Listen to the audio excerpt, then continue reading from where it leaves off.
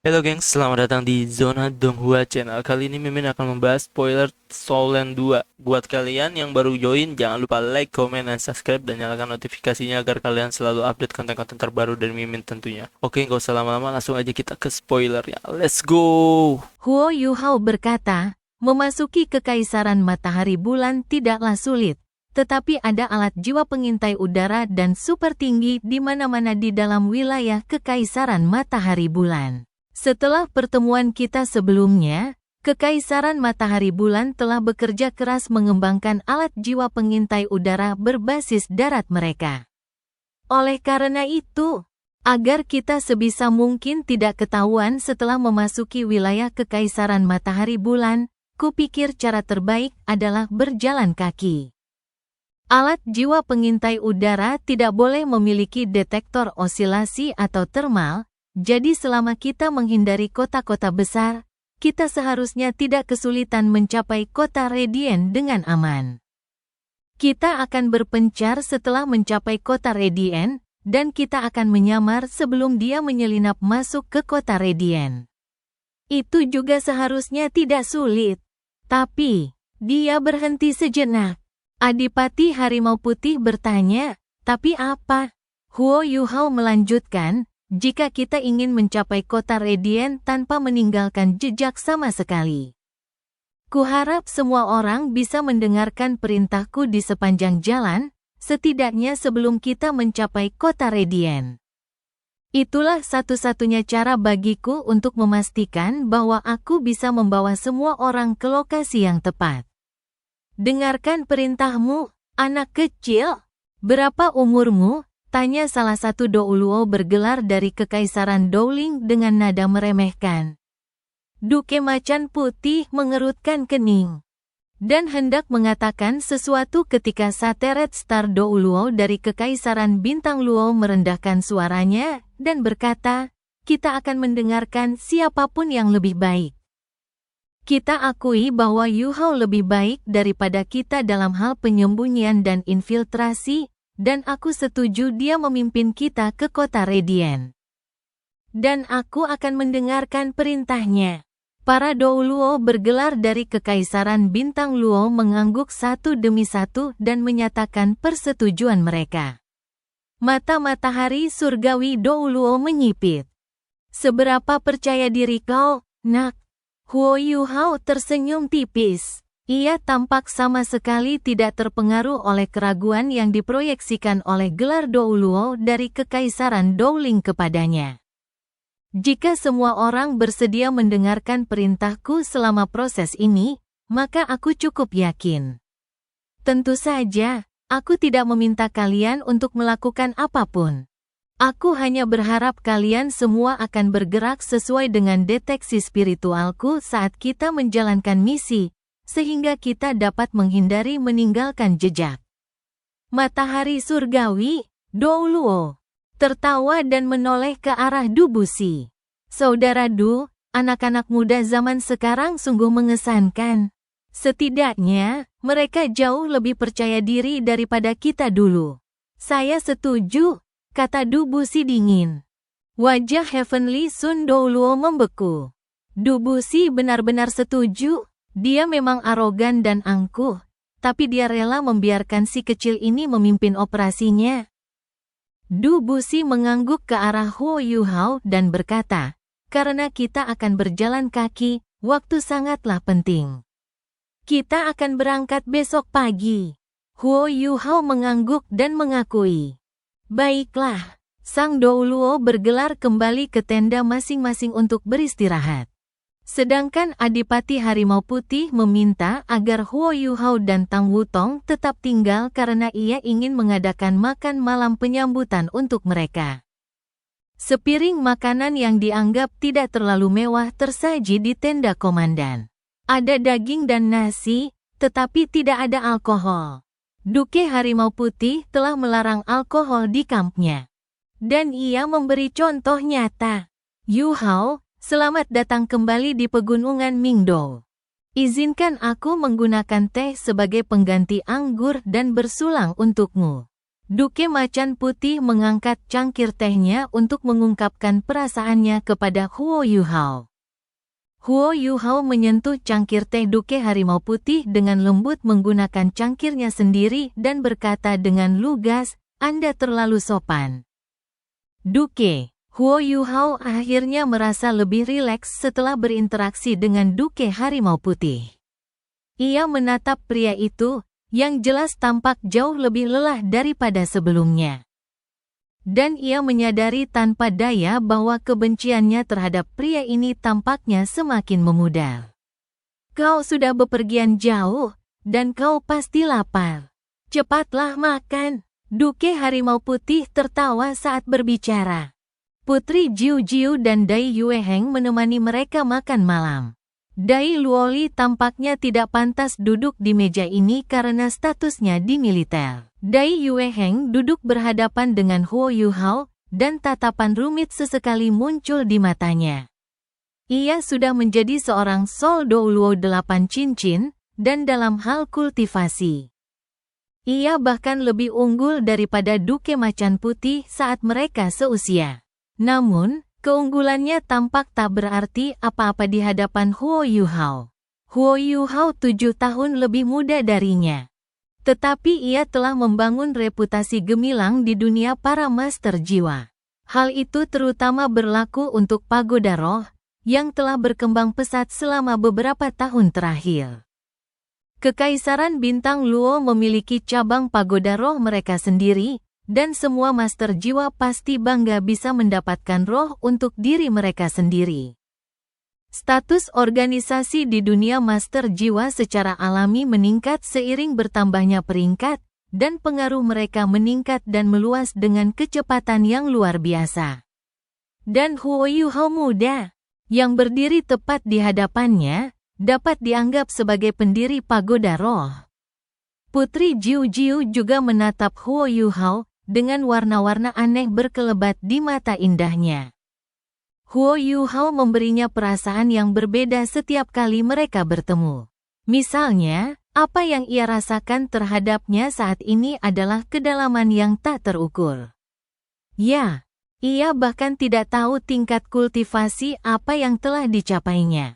Mereka menikmati makan malam dan bertukar teh sebelum Duke Harimau Putih meminta seseorang untuk menyalakan lampu di dalam tenda. Dai Luoli dan Putri Jiu Jiu pergi. Adipati Macan Putih, Huo Yuhao, dan Tang Wutong tetap berada di dalam tenda komandan. "Tuan, ada yang ingin Anda katakan kepada saya?" tanya Huo Yuhao. Duke Harimau Putih mengangguk pelan sambil menoleh ke arah Huo Yuhao. Ia merendahkan suaranya dan berkata, "Yuhao, operasi ini sangat berbahaya. Kalau bukan karena kemampuanmu yang terlalu penting, aku tidak akan meminta Akademi Shrek untuk mengizinkanmu ikut. Kau harus ingat bahwa tanggung jawabmu adalah membawa mereka dengan selamat ke kota Radiant. Tetapi menyembunyikan mereka saja sudah cukup. Kau tidak perlu ikut campur ketika mereka mulai menyerang, dan begitu kau menyadari ada yang tidak beres, kau harus melarikan diri dan kembali. Jangan pedulikan yang lain, mengerti?" Sebuah pikiran terlintas di benak Huo Yuhao, dan dia dapat dengan jelas membaca maksud yang tersirat dari perkataan Duke Macan Putih. "Tuan Duke, operasi ini mungkin telah memobilisasi para master jiwa paling elit di 3 kerajaan asli benua ini. Sejujurnya, saya kurang menyukai misi ini. Rencananya kurang detail dan menyeluruh. Dan musuh kita terlalu kuat. Peluang keberhasilan kita sungguh tidak menguntungkan. Jika saya bertindak sesuai kata-kata Anda dan tidak ikut serta dalam serangan itu, apa yang akan terjadi pada mereka jika saya pergi sendiri? Jika mereka binasa di Kekaisaran Matahari Bulan, dampaknya bagi kita." Adipati Macan Putih terdiam. Indra perasa Huo Yuhao luar biasa tajam, dan ia terkejut ketika mendapati secercah rasa malu melintas di mata Dai Hao. "Yuhao, aku tidak bisa menjelaskan terlalu banyak kepadamu. Ingat, Bertindaklah sesuai dengan apa yang kukatakan, dan utamakan keselamatanmu sendiri.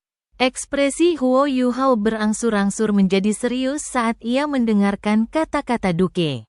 Meskipun ia tidak menjelaskan secara gamblang, ia telah berbicara dengan cukup jelas, dan jelas bahwa misi ini memiliki beberapa nuansa. Misi ini jelas tidak sesederhana yang terlihat. Namun, Duke Macan Putih tidak mau menjelaskan nuansa-nuansa ini, dan ada sesuatu yang jelas menahannya.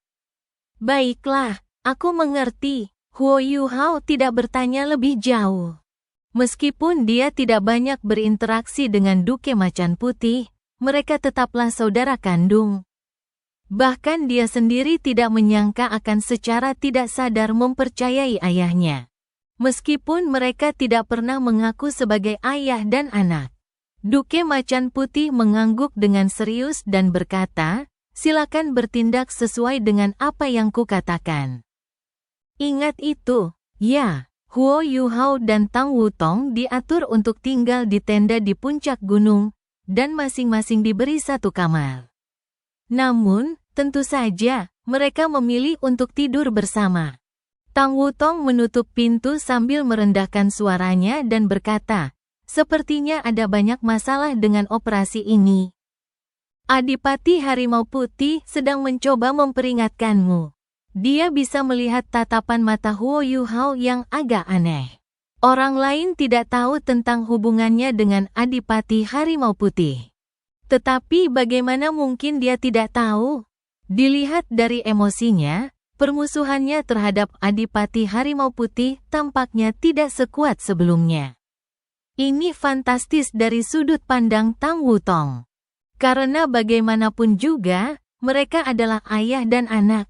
Terlebih lagi, dia tahu bahwa kebencian ini telah mengganggu Huo Yuhao sejak lama. Huo Yuhao mengangguk dan berkata, dia pasti punya alasan sendiri untuk tidak bisa menjelaskan.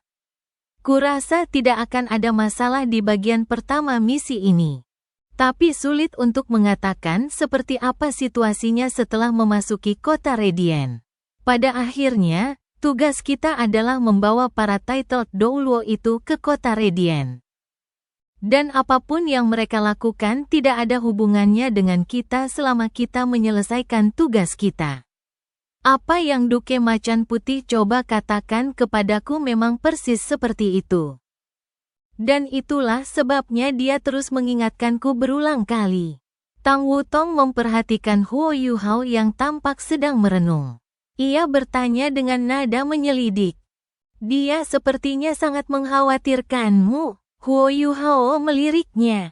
Tanyakan saja apapun yang ingin kau tanyakan, Wutong. Kita tidak perlu bertele-tele. Tang Wutong menepuk bahunya pelan dan berkata, "Kau menyebalkan sekali. Aku hanya khawatir padamu. Kurasa permusuhanmu padanya tidak sekuat sebelumnya." Huo Yuhao memaksakan tawa dan berkata, "Meskipun aku tidak mau mengakuinya. Sepertinya memang begitu. Selama kepergianmu, aku kembali mengunjungi makam ibuku.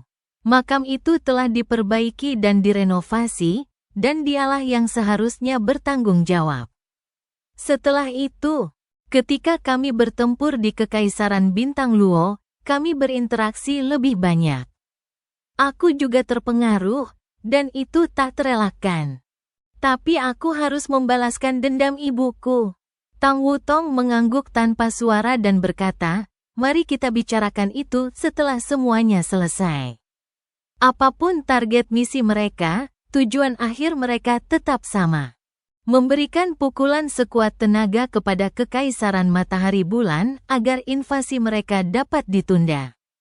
Mari kita kembali ke akademi setelah menyelesaikan tugas kita." Ia tidak melanjutkan percakapan. Seolah ingin menghindarinya. Alasannya adalah karena ia mengerti bahwa mencoba mengubah kebencian di hati Huo Yuhao dalam semalam tidaklah mungkin. Lagi pula, ia telah sering diganggu sejak kecil. Dan ibunya telah meninggal karena penyakit. Semua ini berkaitan erat dengan istana Adipati Macan Putih, dan dengan demikian ia hanya bisa mengurangi kebencian di hatinya secara bertahap. Bahkan jika ia harus membalas dendam di masa depan, setidaknya ia akan mengendalikan diri dalam apa yang akan ia lakukan. Huo Yuhao berkata, kau benar.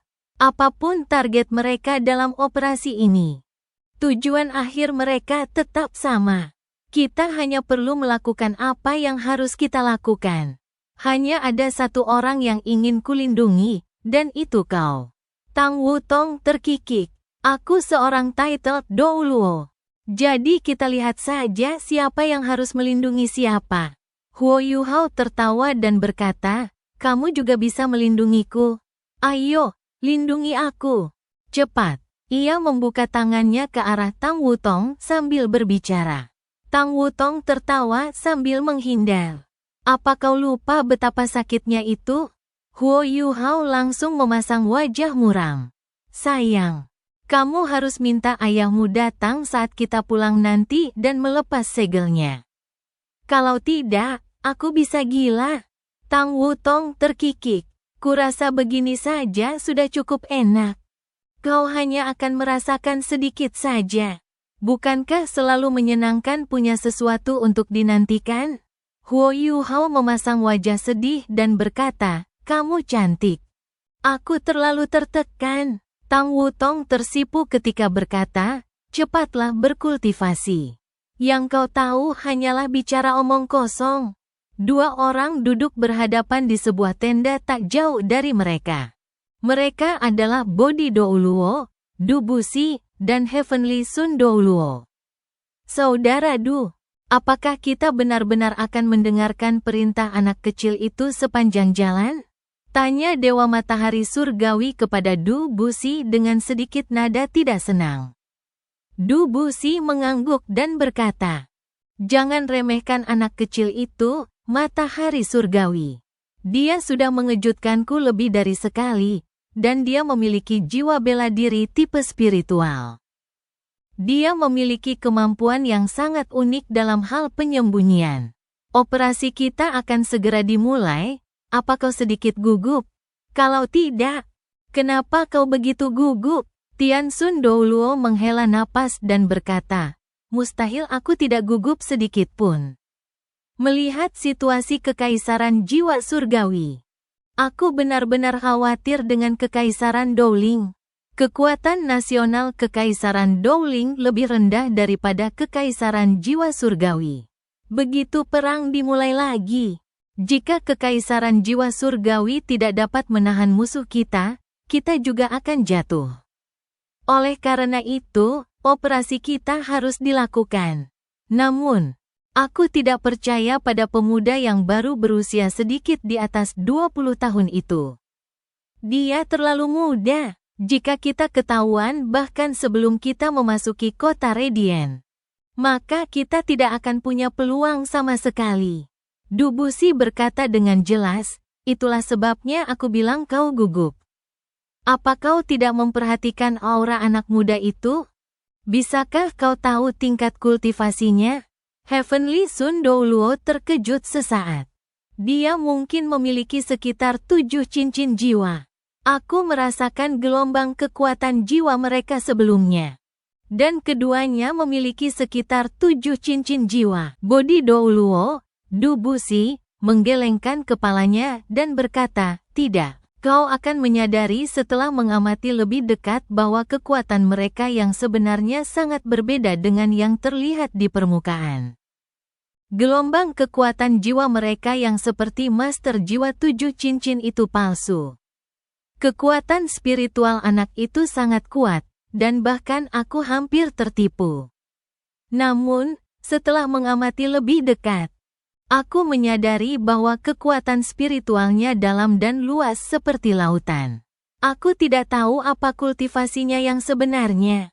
Tetapi yang pasti bukan 7 cincin. Heavenly Sun Dou Luo tidak terlalu mempercayainya. Dia baru 20 tahun lebih sedikit. Meskipun dia dari Akademi Shrek, 7 cincin jiwa saja sudah cukup mengesankan. Du Buxi menjawab, kau bisa memeriksanya lebih teliti besok. Yang kuyakinkan, jika kita ingin memasuki kekaisaran matahari bulan tanpa meninggalkan jejak, membiarkan si kecil itu memimpin kita akan memberikan efek terbaik. Baiklah, kita biarkan saja dia memerintah kita. Heavenly Sun Douluo tampaknya sedikit takut pada Du Buxi, dan dia tidak melanjutkan membahas masalah itu. Apakah berita dari kota Radiant dapat dipercaya? Saudara Du, tanya matahari surgawi dengan suara rendah.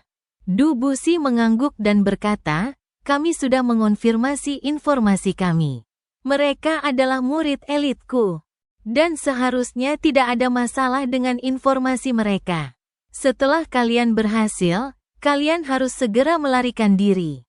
Kalian tidak perlu mengkhawatirkanku karena aku punya orang-orang yang memberikan dukungan di dalam. Keamanan tidak akan menjadi masalah. Baiklah, hati-hati. Semua orang berkumpul sekali lagi di tenda komando Adipati Harimau Putih setelah sarapan pagi di hari kedua. Huo Yuhao masih menggenggam tangan Tang Wutong. Dan itu bukan hanya untuk menunjukkan betapa dekatnya mereka. Ia juga ingin menjaga mereka dalam kondisi terbaik, tetapi tentu saja hanya mereka yang tahu itu. Adipati Harimau Putih merendahkan suaranya dan berkata, semuanya, operasi ini sangat penting. Ini berkaitan dengan arah perang di masa depan. Tapi tolong ingat, semuanya, bahwa kalian adalah fondasi kerajaan kalian masing-masing, dan jika misi kita gagal, kalian harus memastikan keselamatan kalian sendiri. Kita masih punya harapan selama kalian ada. Kata-kata Duke Macan Putih berat, tetapi sangat sentimental dan tulus. Ekspresi semua orang berubah. Tubuh Douluo, Du Buxi, menghela napas dan berkata, aku tak menyangka kita akan berakhir seperti ini. Dulu aku sangat yakin kita bisa menahan musuh di luar tembok kita, tapi sekarang rasanya itu hanya lelucon. Kita hidup di dalam gua, dan itu membuat kita tertinggal jauh. Kita hanya bisa mengerahkan segenap tenaga untuk misi ini. Apapun yang terjadi, kita harus berhasil. Kami menghargai pemikiranmu, Duke. Tetapi jika kita tidak mempertaruhkan nyawa kita untuk misi ini, maka kita hampir tidak punya peluang untuk berhasil. Kita harus mengerahkan segalanya untuk negara kita, apapun yang terjadi. Baiklah, ayo kita pergi. Status Du Buxi di dunia Master Jiwa sangat mengesankan, ia setara dengan Xuan, tetua Akademi Shrek. Duke Harimau Putih, Dai Hao, hanya seorang junior di depannya. Hati-hati di jalan. Semoga sukses semuanya, dan semoga sukses. Semoga kalian kembali dengan sukses. Dai Hao mundur selangkah sambil berbicara, dan membungkuk dengan khidmat kepada semua orang. Du Buxi menoleh ke arah semua orang dan mengamati mereka sebelum melangkah keluar dari tenda komandan. Heavenly Sun Douluo mengikutinya dari dekat. Dan para titled Douluo lainnya berjalan keluar mengikutinya. Huo Yuhao dan Tang Wutong berjalan di ujung. Du Buxi tidak melanjutkan langkahnya ketika meninggalkan tenda. Sebaliknya, tatapannya tertuju pada Huo Yuhao dan berkata, mulai sekarang, nak, kami semua akan mendengarkan perintahmu sebelum memasuki kota Radiant. Jangan khawatir, tidak akan ada yang menyusahkanmu di sepanjang jalan, karena akulah yang mengatakan ini. Semua orang akan mendengarkanmu, termasuk aku. Sekarang, apa yang harus kita lakukan? Kata-kata Du Buxi sangat mendominasi dan mendominasi. Hanya orang dengan kultivasi dan statusnya di dunia Master Jiwa seperti dia yang bisa meyakinkan 14 gelar Douluo lainnya. Huo Yuhao menatap bodi Douluo yang perkasa dengan heran. Ia tidak menyangka Du Buxi akan begitu mendukungnya, karena ia tahu bodi Douluo pernah berselisih dengan gurunya dulu. Sepertinya ia telah meninggalkan segalanya karena negaranya sedang dalam bahaya. Seharusnya ia telah memahami banyak hal setelah cedera serius yang dideritanya terakhir kali. Du Buxi sangat mendukung, dan Huo Yuhao tentu saja menunjukkan dukungannya. Ia buru-buru membungkuk ke arah Du Buxi dan berkata, "Terima kasih atas kepercayaan Anda, Tuan. Saya tidak bisa mengatakan bahwa saya akan memimpin semua orang, tetapi saya harap kita semua dapat memasuki wilayah Kekaisaran Matahari Bulan dengan aman. Setelah itu, saya akan menggunakan beberapa metode untuk membantu semua orang bersembunyi. Oleh karena itu, saya harap semua orang dapat mendengarkan apa yang saya katakan selama perjalanan. Saya akan sangat yakin dengan cara itu." Du Buxi tersenyum polos dan berkata, "Anda tidak perlu sopan. Beri kami sesuatu yang nyata." Huo Yuhao tahu bahwa jika ia tidak bisa menunjukkan sebagian kemampuannya saat ini, para titled Douluo ini tidak akan begitu patuh. Semua orang menghormati kekuatan di dunia para master jiwa. Begitulah yang terjadi 10.000 tahun yang lalu, dan masih terjadi 10.000 tahun kemudian. Meskipun Huo Yuhao sudah menjadi insinyur jiwa kelas 9, ia masih bersedia menyebut dirinya seorang master jiwa.